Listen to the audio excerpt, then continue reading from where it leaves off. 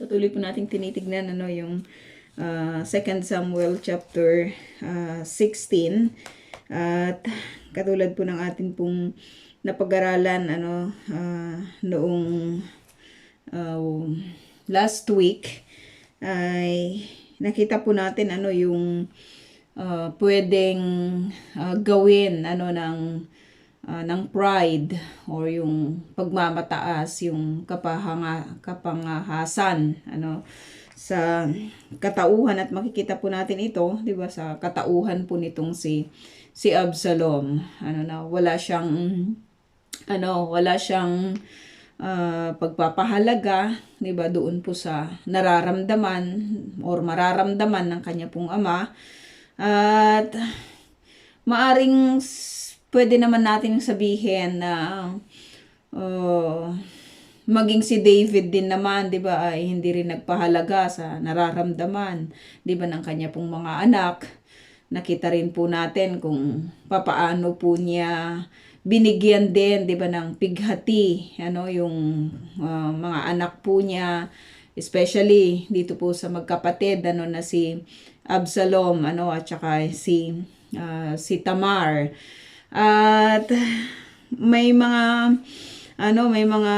punto sa buhay po nitong si David na kung ano po yung kanya pong itinanim, ay siya rin po yung kanyang inaani at ipinagpauna na po ito sa kanya, 'di ba, ni Prophet Nathan nung siya po ay nirebuke nito dahil po doon po sa kanyang ginawa sa isa sa mga kawal niya na napaka faithful. Walang iba kundi si Urias, at ang kanya pong asawa, 'di ba, na si Bathsheba, ay kanya pong binayolate po nitong si King David. Ginamit po niya yung kanya pong yung kanyang estado, yung kanyang position. At makikita po natin as we go on na talagang what you plant is what you reap. At nakita rin po natin the last time na yung nagagawa po ng sadness, yung nagagawa po ng kalungkutan o yung sinasabi pong depression, na nakita po natin ito sa buhay po ni David na during those times ng kanya pong panibagong trial, 'di ba, sa kanya pong buhay, ni hindi nga niya nagawang kumuha, 'di ba, ng kanya pong sandalyas, ng kanya pong panyapak sa sobrang sa sobrang kalungkutan po niya sa nangyari sa kanya pong pamamahala At nakita natin na during that state, 'di ba, na nasa poor na condition po siya, ay naisahan po siya ng isang tao na nagngangalang Siba, itong si Siba na nakita po natin from the last na study po natin na ito po ay dapat maglilingkod dito po kay Mephibosheth.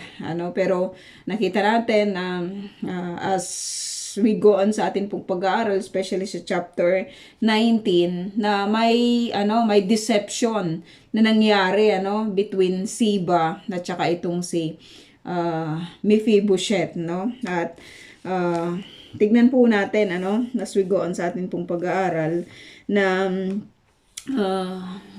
yung mga lessons po nito na ipinagdiinan po natin the last time, that do not make decision sa mga panahon na kung saan you are in a poor condition, 'di ba? Yung kahit masaya ka or malungkot ka, whatever be your feeling, whatever be your feeling, hindi ito yung it will not force you, 'di ba, to make a kind of decision that you will be in regret, 'di ba, sa mga sa mga susunod, 'di ba, na araw. Pinanood ko po kanina yung yung yung interview kay kay Michael Pacquiao, diba? At pag maririnig po natin yung apelyido po na yan, makikita natin at marirealize natin, di ba, na they have everything. Especially yung mga children, di ba, ay talagang masasabi po natin na well provided po sila, no, na nasa kanila na po yung lahat, no, yung mga mamahaling mga gamit, 'di ba, yung mga ganon, yung mga sasakyan po nila. At nakaka amazed lang na during yung sabi niya yung sa edad niya na mga 16 siguro or below, nakaranas daw po siya ng depression or yung sinasabing sadness. Malungkot daw talaga siya na nag-lead pa sa kanya na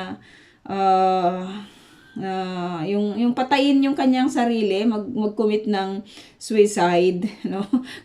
They have already everything, no? Ano ba yung nagpapalungkot, 'di ba, sa kanya? But this is a normal thing for a person, 'di ba, na maramdaman. There are times na hindi mo ma-explain kung bakit lungkot ka, 'di ba?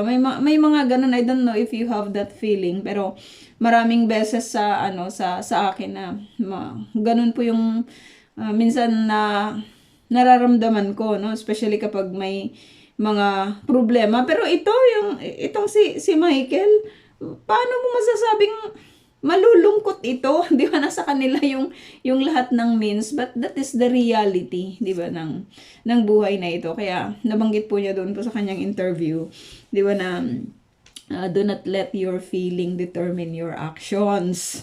No, do not let your feeling determine your actions. Kasi yung feeling, it will change. Mawawala din, sabi niya, mawawala rin yung feeling. Kaya kung magbabase ka dun sa feeling, sa kung ano yung gagawin mong desisyon, ay maaring magkakaroon ka ng regret, 'di ba?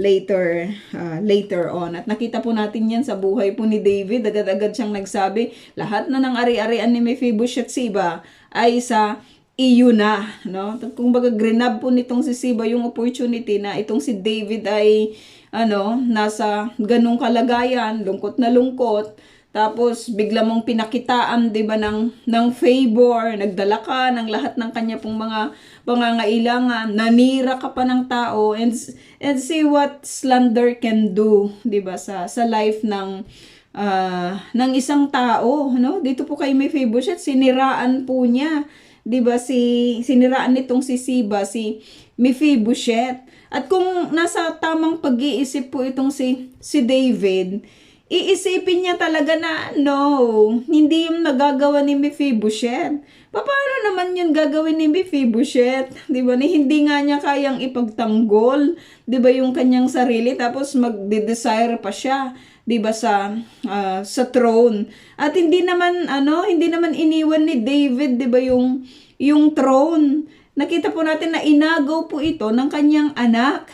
At sino si Mephibosheth na wala namang followers, 'di ba, na kakalaban dito po kay Absalom, na nasa kanya na yung karamihan sa mga puso, 'di ba, ng mga Israelita. Pero dahil doon po sa state na yon po ni David, na kung saan nasa poor na condition siya, ay na-consume po siya, 'di ba, ng kanya pong kalungkutan, and he decided, 'di ba, nag-decide po siya agad-agad na ang lahat ng ari-arian po nitong si Mephibosheth ay ibibigay na pag-aari na nitong si Siba. So napaka-dangerous po, no, ng mga klase ng yung mga slanderous, 'di ba, na pag nag-slander ka, nanira ka, 'di ba, ng ibang tao. No, siniraan mo yung ibang. Kaya nga sa Facebook dati may mababasa tayo na, do not tell my mistakes to others. Kasi you must tell it to me. Kasi it will be corrected by me and not by others. No? Ganun dapat yung approach, 'di ba, ng isang tao, 'di ba, na ang nais ay kabutihan, 'di ba, at kapayapaan. Huwag manira ng tao kasi itong si Siba, siniraan niya si Mephibosheth, naniwala naman itong si David. Kaya makikita po natin pag nakarating po tayo dito po sa chapter 19 kung ano po yung nangyari. Hindi ka lang talaga po pwedeng mag-decide ng isang sitwasyon na yung isang panig lang yung iyong pinapakinggan. Lagi po natin itong sinasabi. At maging ang scripture, sinasabi po niya yon, di ba, na antayin mong pakinggan din yung kabila. Di ba? Para makita mo kung sino ba talaga, ma-determine mo kung sino ba talaga, di ba, yung karapat-dapat na pakinggan. Yung karapat-dapat na pakinggan. Verse 5, makikita po natin, ito naman ay isang attack din dito po kay David. Lamang hindi siya secretly, hindi siya deceptive. Hindi, yung attack po na ito ay hindi ginawa in deception, no? Katulad po nitong si Siba, nanira pa siya ng ibang tao, tapos pinaraid po niya yung kanyang sarili na anong tawag, in the form of generosity. Pero kung titignan po natin, kaya yung question pala sa kanya ni David, nasaan si Mephibosheth? Nasaan yung anak ng iyong sabi dito, saan naroon ang anak ng iyong Panginoong si Saul? Sabi niya kasi, di ba, back sa mga pinag-aralan po natin, walang pag-aari itong si Siba. Lahat ng kanya pong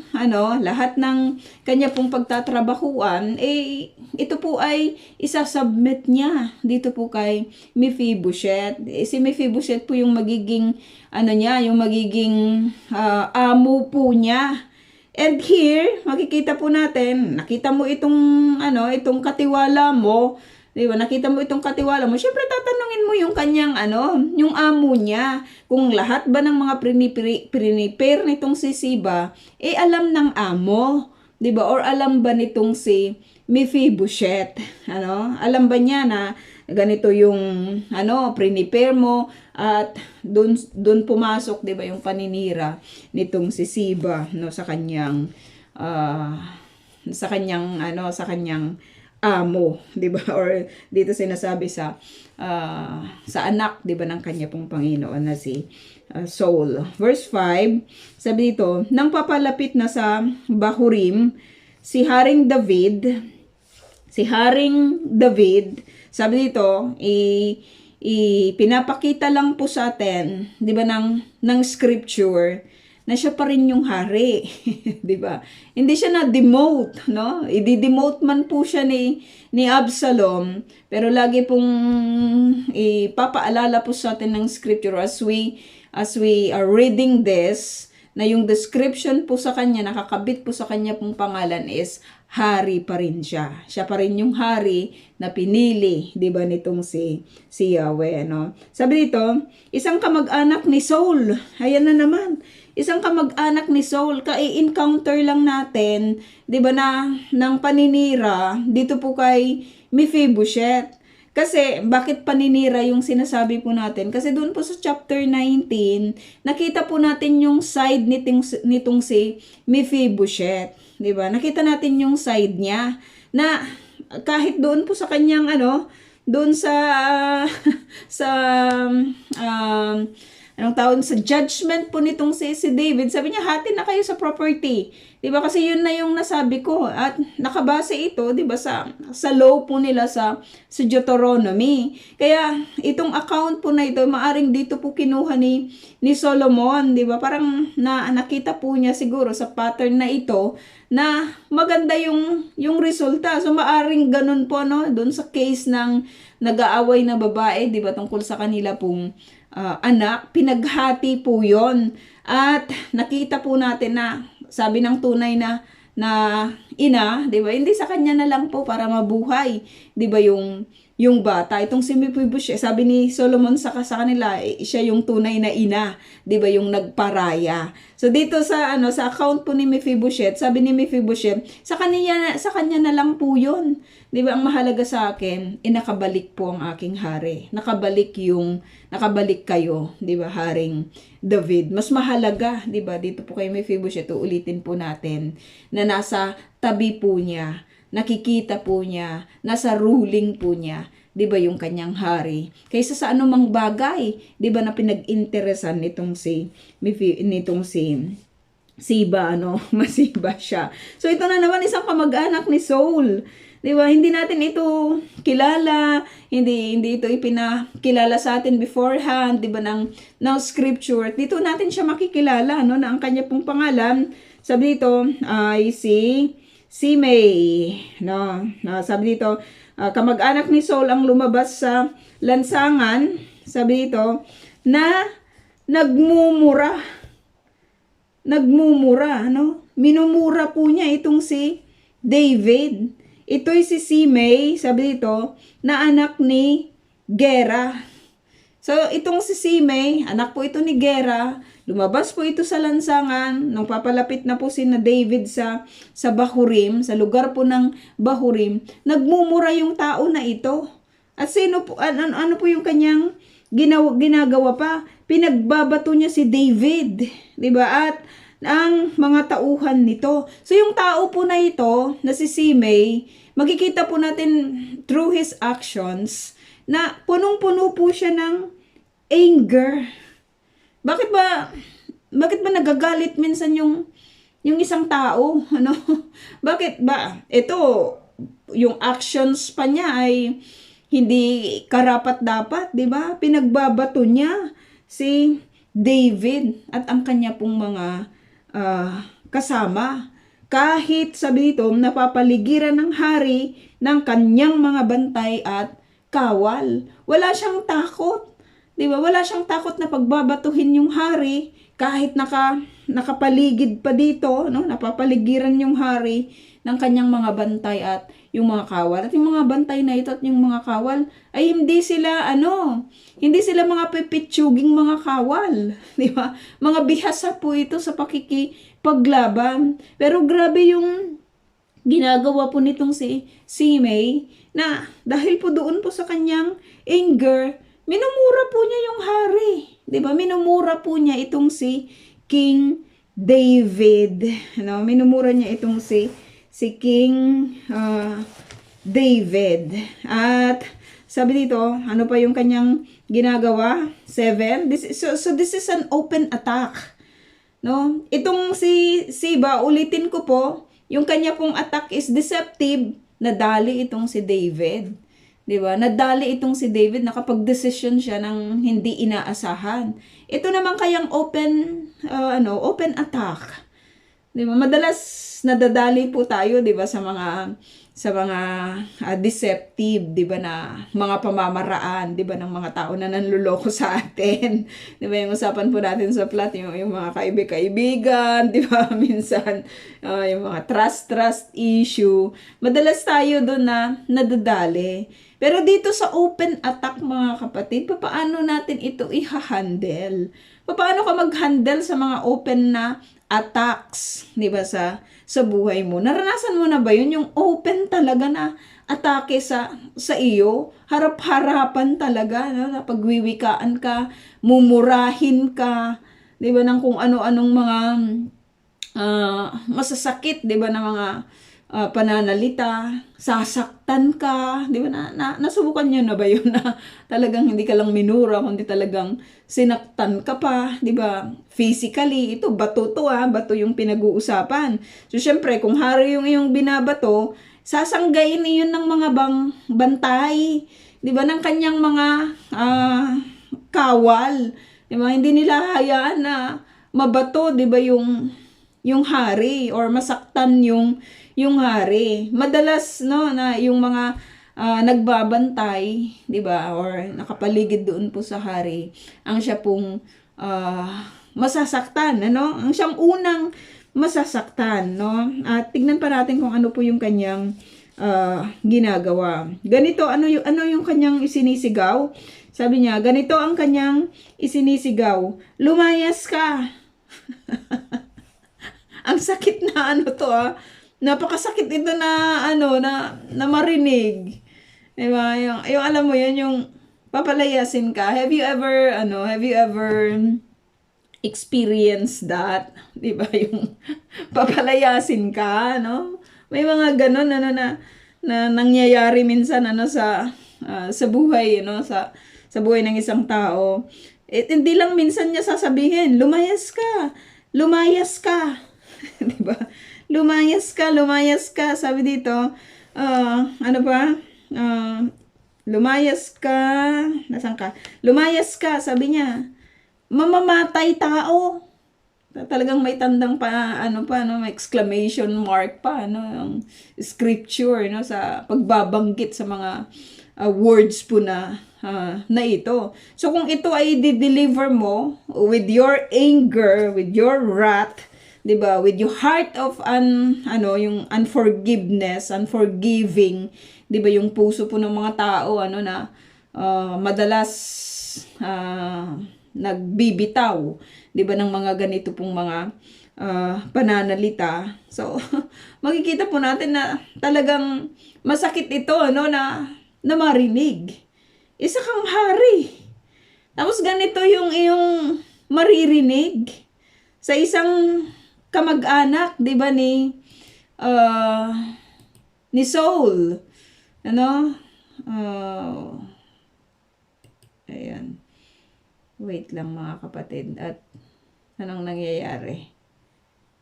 Ayun. Sa isang kamag-anak ni Saul, Hindi ko po alam bakit nawala yung internet.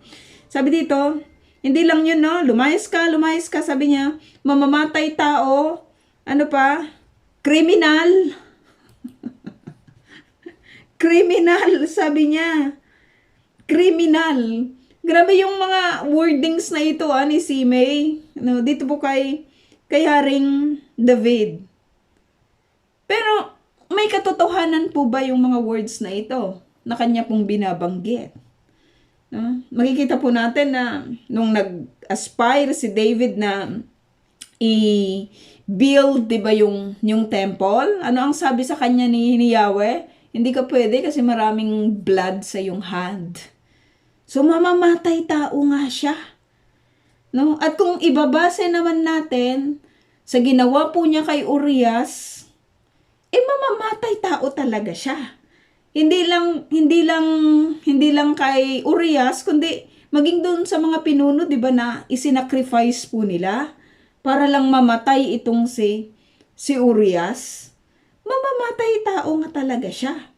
At lahat ng mamamatay tao, grabe naman. I don't know if you already encounter a person na mamamatay tao. Kung ano yung feeling mo upon seeing that person, di ba, na mamamatay tao. And take note mga kapatid, na itong tao na ito na nagsasabi, kamag-anak ito ni Saul. Di ba? Kamag-anak ito ni Saul. Yung kanya pong mga paratang ay may katotohanan. 'Di ba? Dito po kay David. Minsan kapag pinaparatangan po tayo ng may katotohanan, how do we respond? Ano yung mga madalas nating nire-response dito po sa mga tao na umaatake sa atin? Pero nagsasabi sila ng totoo.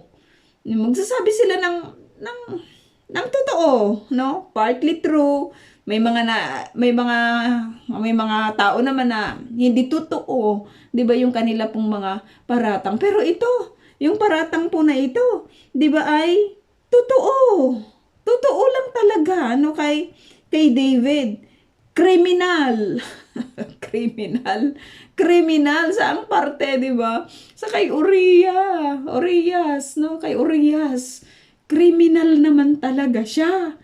'Di ba? May katotohanan naman talaga, 'di ba, yung mga ibinibintang nitong hindi lang bintang kundi talagang rebuke ito, 'di ba, dito po kay David. So makikita natin na yung state po ng heart nitong si Simei, mga kapatid, talagang nagre-rejoice po siya in anger against dito po kay David. Hindi lamang sa ginawa po niya sa lahi po ni Saul, 'di ba? Yung alam mo 'yun, yung sa isip po niya inagaw po ni David, 'di ba, yung throne dito po kay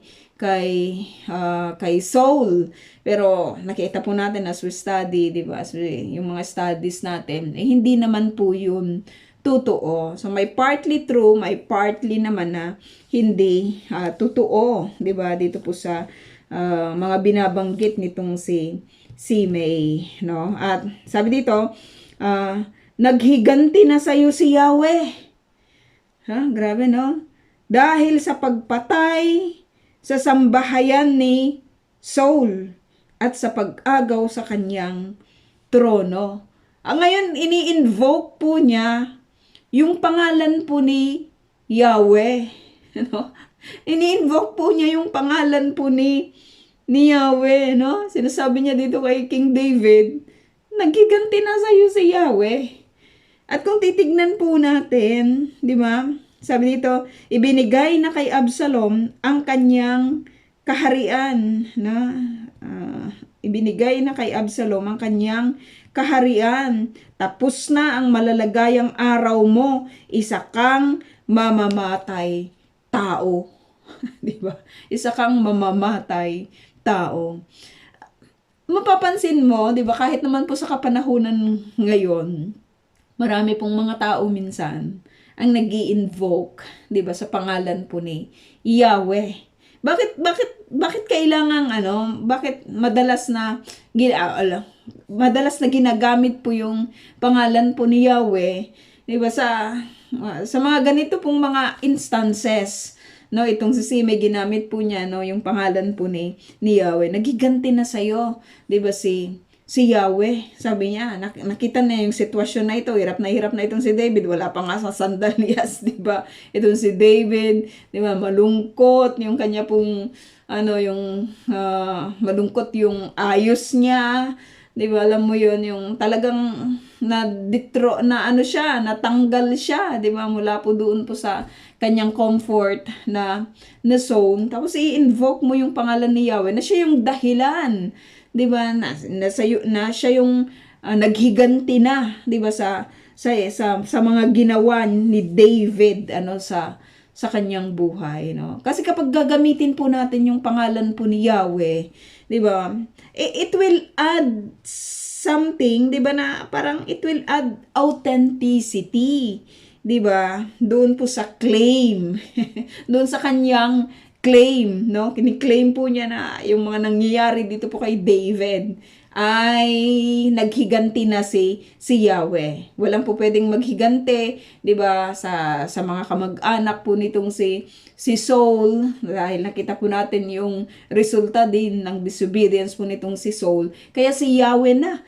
'di ba, yung gumante, no, para po sa kanila. Kaya ito yung ini-invoke niya dito po kay David, no? Madalas yung mga unbeliever, ganyan din po yung ginagawa. Ini-invoke po nila yung pangalan po ni Yahweh, na para bang kinalulugdan po sila, 'di ba, ni Yahweh, dahil po sa kanila pong ginagawa. Itong si Simei, makikita po natin, may problema talaga siya, 'di ba? I-invoke mo yung pangalan po ni Yahweh, pero how you deal with your king, ibang-iba, 'di ba? Dito po sa kanya pong pagsali, 'di ba, sa pangalan po ni Yahweh. Kaya pansinin mo minsan, 'di ba, yung mga nagbabanggit na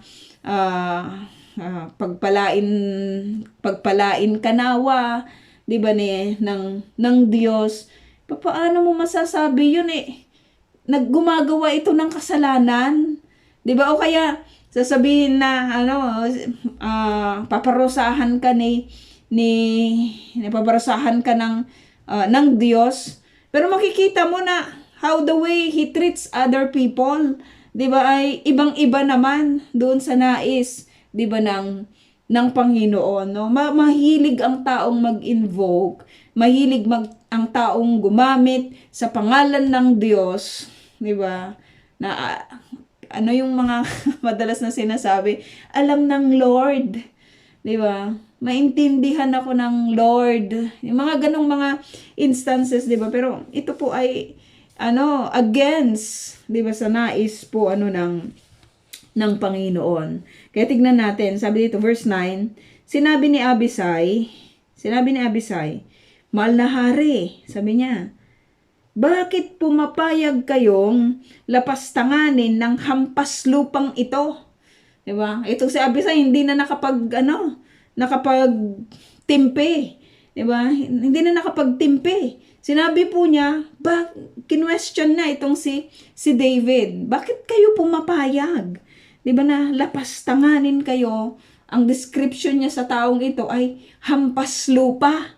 So, hindi na sila magkaiba nitong si Simei, no? Parehas na po sila ng spirit.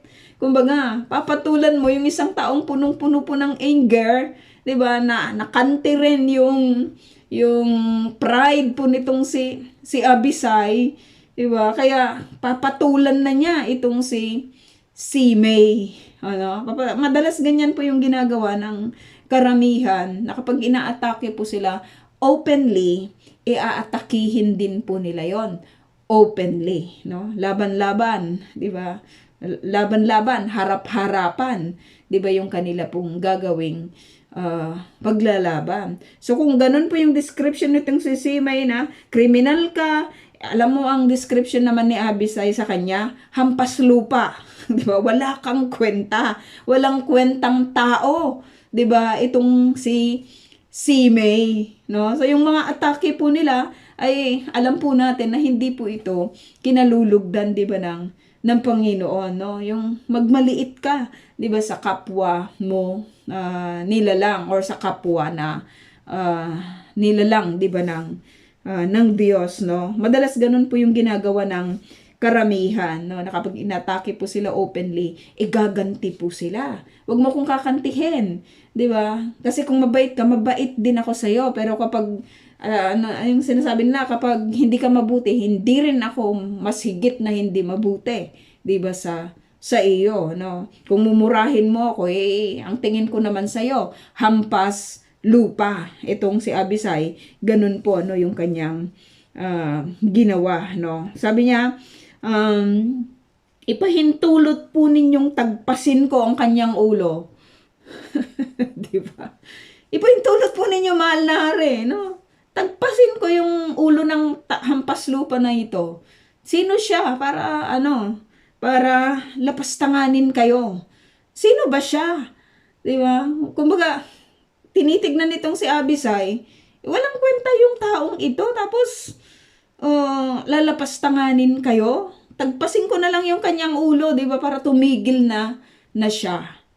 Ano ngayon yung i-response nitong si David, no? At paano niya ito ngayon i-handle yung mga open attacks? Kasi madalas kahit tayo mga kapatid, marami ding open attack sa atin. 'Di ba? Open harap-harapan, 'di ba, na aatakihin ka, 'di ba, ng mga ganito pong mga sitwasyon na nararanasan, no, sa mga panahon na ito ni Haring David. Verse 10, tingnan natin. Ngunit sinabi ng hari, ilang beses babanggitin dito, no, na hari itong si David, no. Hindi siya natanggal, 'di ba, sa kanyang pagkahari, no. Ngunit sinabi ng hari kay Abisai at sa kapatid nitong si Joab. Naku po, itong si Joab, 'di ba? Hindi ito alam natin, 'di ba, kung sino itong si Joab, no. Gagawin niya yung lahat, 'di ba, para lang maipagtanggol din itong kanyang hari, 'di ba, na kanyang binabantayan, no? Kakutsaba po ito ni David sa pagpatay po kay Urias, no, at sa mga iba pang pinuno na kanila pong isinacrifice. Ito rin din yung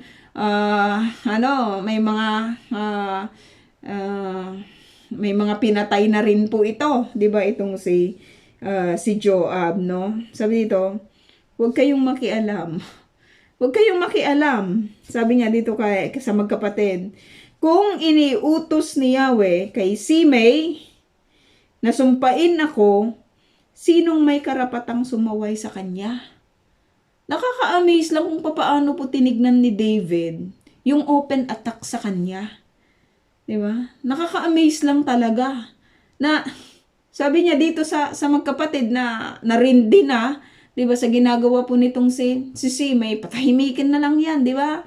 Labanan na lang natin 'yan, no? Pugutan na lang natin siya ng ulo, patayin na lang natin siya, 'di ba, para matapos na yung problema na ito, no? Pero sabi ni David, sino, 'di ba?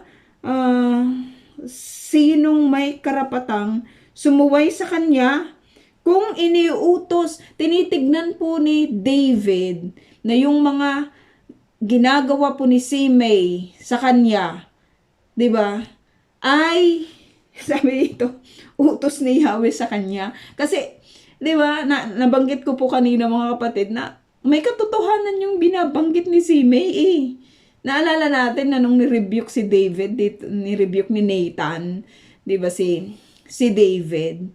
Nakita po natin na talagang grabe lang din yun na sabi ni David, kailangang mamatay yung taong yun. Sabi ni Nathan, ikaw yun, Haring David. Ikaw yung kailangang mamatay. Diba? Ikaw na rin mismo ang nagsabi, diba, sa parusa na dapat gawin, diba, sa taong yun na gumawa ng hindi maganda doon sa story na kanya pong sinabi kay David. Ngayon dito, makikita natin na sinabi niya, kung inuutos sa kanya ni Yahweh, di ba, na sumpain ako. Baka si Yahweh yung nag-utos na sumpain ako. Take note na yung sitwasyon po ni David sa kapanahunan po na ito ay malungkot siya. He is in poor condition. Di ba, katatapos lang na malaman niya na kahit si Mephibosheth, sabi niya, dahil sa paninira ni Siba, nagde-desire pala, 'di ba, sa throne, no? Ginawan ko na ito ng mabuti.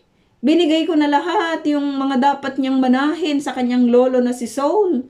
Tapos ngayon, nag-aspire din pala siya na maging king, 'di ba? Tapos ngayon ito naman si Simei, nakamag-anak din nitong si Saul. Ganito din yung kanyang sinasabi. Pero yung response niya, mga kapatid, ay napaka-amazing lang. Uulitin natin. Tinitignan niya na yung mga rebuke na ito ay galing kay Yahweh. Kaya pala, kapag may mga sitwasyon na ganito na open attack sa atin, have you ever considered na yung mga rebukes po na ito is a warning? Diba, madalas ang response, nagagalit ka doon sa tao. Kasi, ni-expose niya, diba, yung iyong ginagawa. Si David hindi siya ganoon. Sabi niya, wag niyo siyang galawin. Wag kayong makialam. Hindi naman kayo yung kanyang pinagsasabihan. Diba? Sa akin siya nagsasabi. Parang inaamin na nitong si David na talagang hindi siya, talagang hindi siya ganun kalinis na katulad ng sinasabi. 'Di ba, ng karamihan, no? Kasi marami nga siyang ginawang pagsalansang din, sa Panginoon. At sabi dito, sinong may karapatang sumuway sa kanya? Kung si Yahweh yung nagpadala sa kanya, kung si Yahweh yung nag-utos sa kanya, 'di ba, para sumpain ako, walang makakasaway sa kanya, no? Sinabi ni David kay Abisai at sa lahat niyang lingkod, kung ang anak ko nga, sabi niya, kung ang anak ko mismo ay nagtatangka sa aking buhay, hindi nga kataka-taka ang ginagawa ng Benjamitang ito. Sabi niya, hayaan ninyo siyang magmura at sumpain ako. 'Di ba? Inutusan siya ni Yahweh na gawin ito. Inutusan siya ni Yahweh na gawin ito. So, pinakalma po ni David yung kanya pong mga kasama.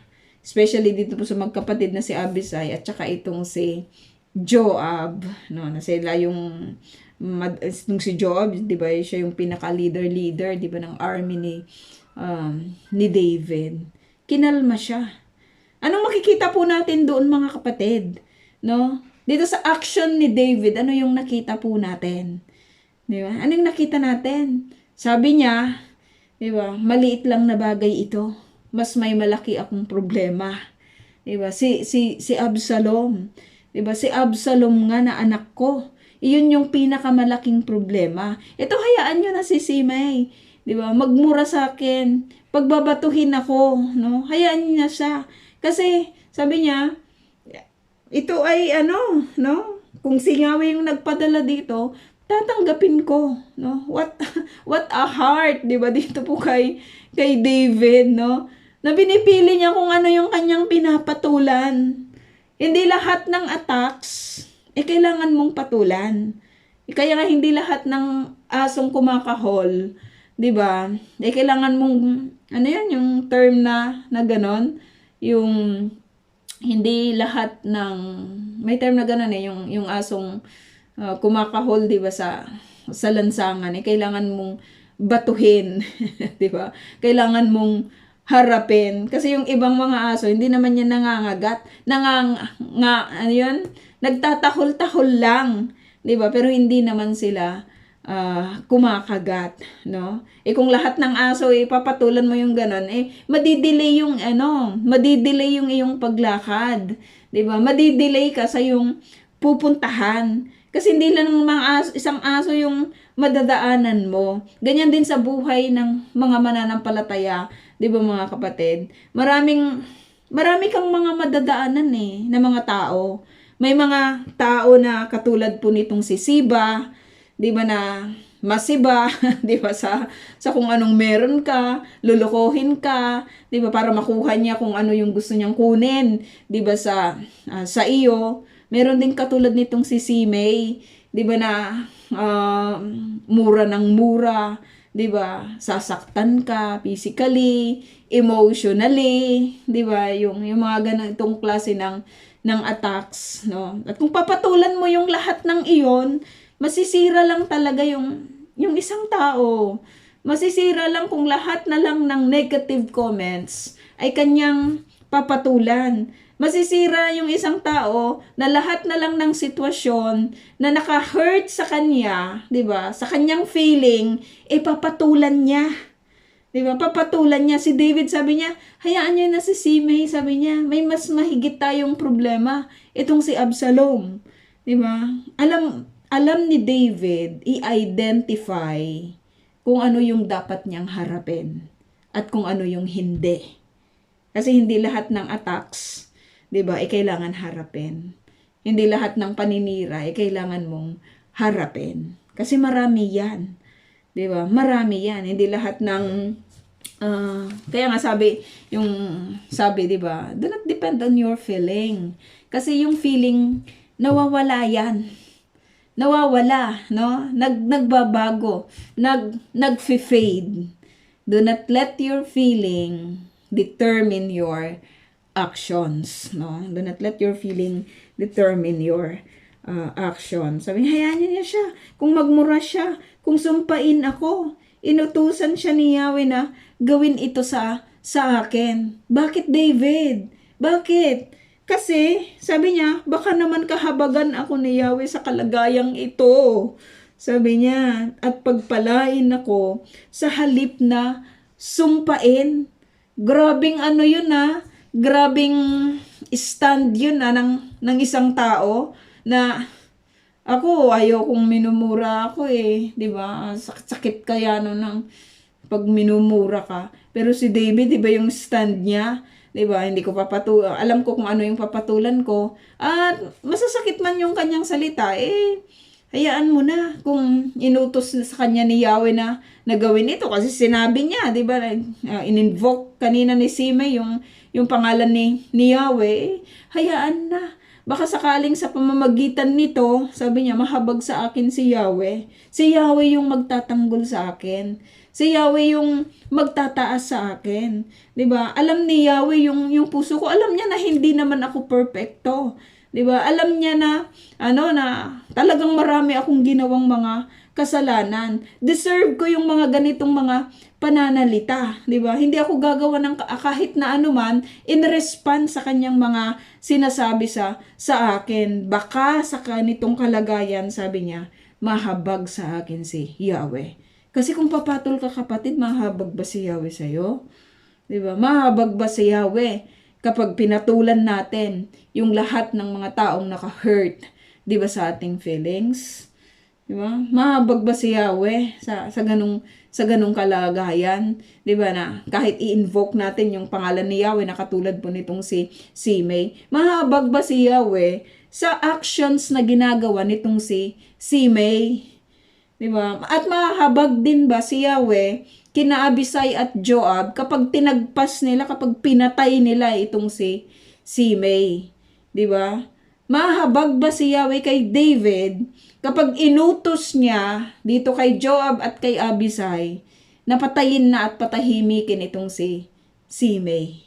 So nakita ni David na in order for him, di ba, na matanggap yung habag nitong si Yahweh. Si Yahweh yung magtatanggol sa kanya. He just need to put his trust kahit sa ganitong sitwasyon, di ba, ng kanyang buhay sa Panginoon.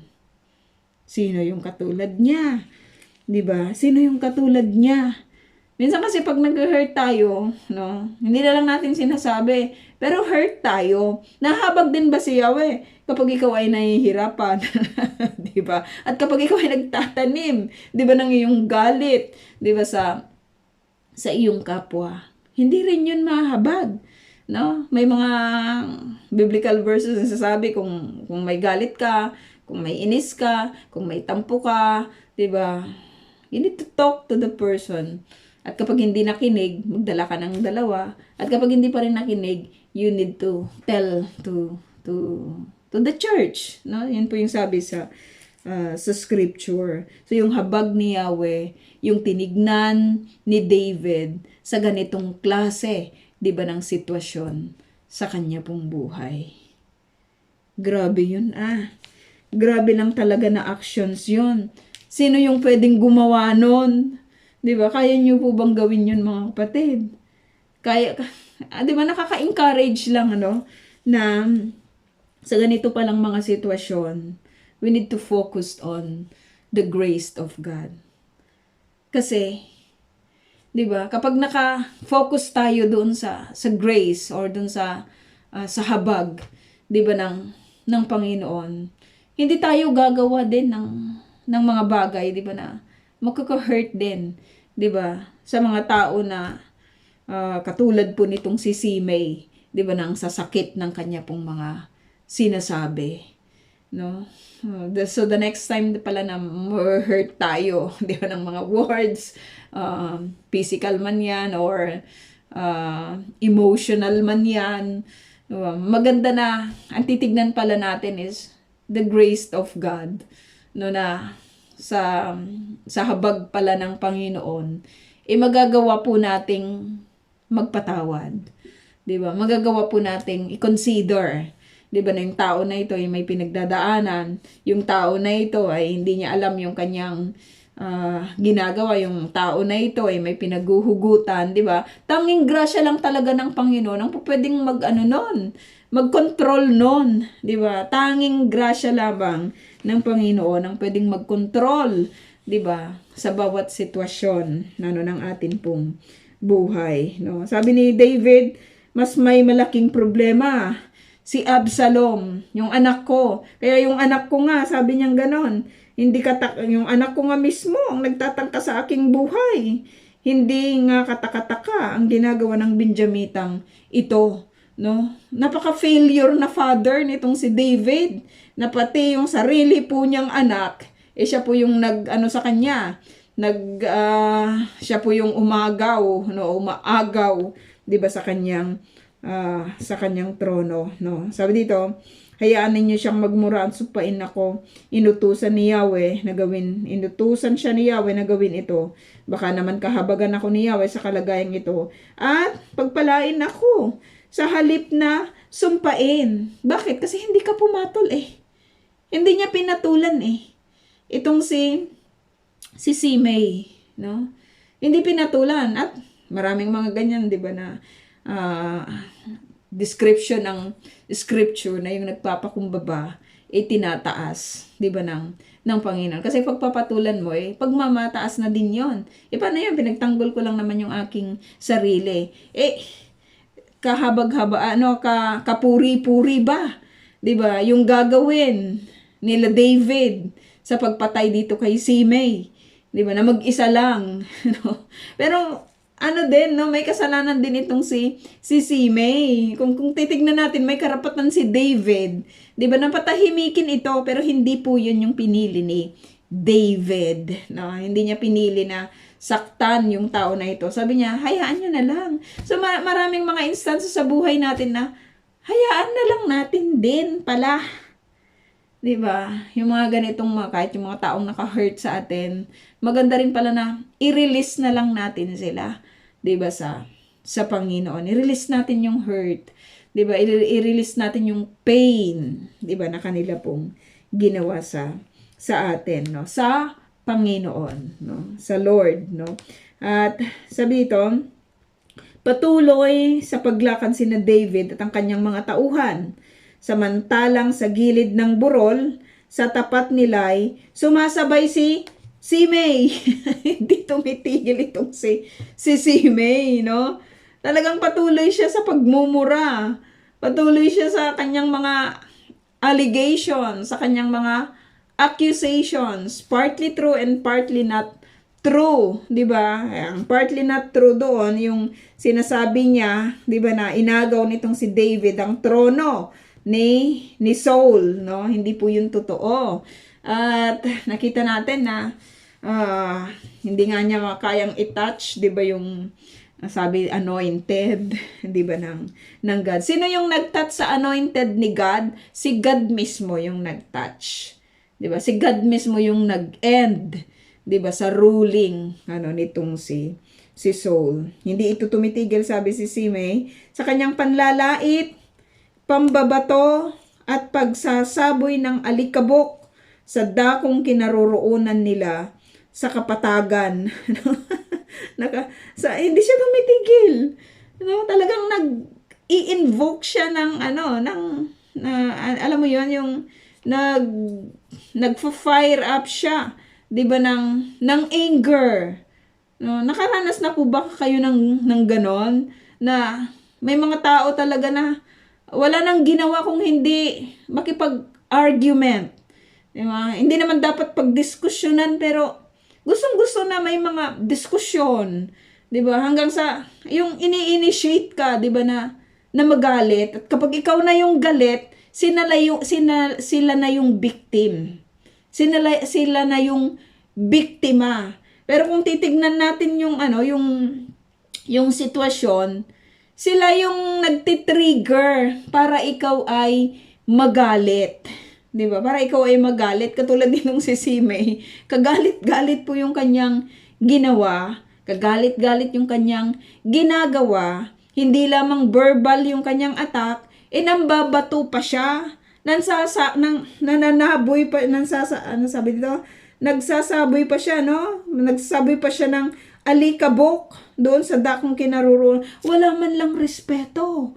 Walang talagang paggalang dito po kay David, no? May mga ganyan tayong mga tao minsan na nai-encounter lang talaga sa buhay po natin. Pero let us learn from David kung ano po yung kanya pong ginawa. 14, pagkatapos sabi ito, dumating ang hari at ang kanyang mga kasamahan na pagod sa may ilog Jordan, at nagpahinga muna sila roon.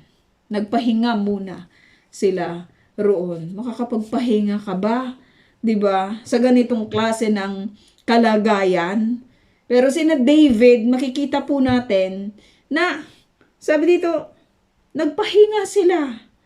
Nagpahinga sila. Kasi kung ikaw ay tumatakas, sabihin mo, hindi na tayo kailangang magpahinga. Ano na tayo, continue na tayo, baka abutan tayo nila Absalom, baka na tayo, hinahabol na tayo, 'di ba, sa kapanahunan na ito. Pero sabi ng scripture, nagpahinga sila. 'Di ba? Nagpahinga kasi pagod nga sila. 'Di ba? Pagod sila at nagpahinga po sila. Makikita natin, mga kapatid, na kahit in this area, ay meron pong pagtitiwala itong si David, 'di ba, sa Panginoon. Kasi hindi ka makakapagpahinga eh kapag wala kang lalo na sa kalagayan po ni David, kapag hindi po siya nagtiwala, 'di ba, ng lubusan sa Panginoon. Kaya yung kinote kong verse the last time na sinasabi po niya, 'di ba, na natutulog ako. 'Di ba, kahit sa ganitong kalagayan, kakatulog ako ng mahimbing sapagkat alam ko, 'di ba, na si Yahweh, alam niya at hindi lingid yung nangyayari sa akin. 'Di ba? Yung nangyayari dito po kay David. So yun po mga kapatid yung ating lesson, and itatype ko na lang po yung ating question. Erev Tov po.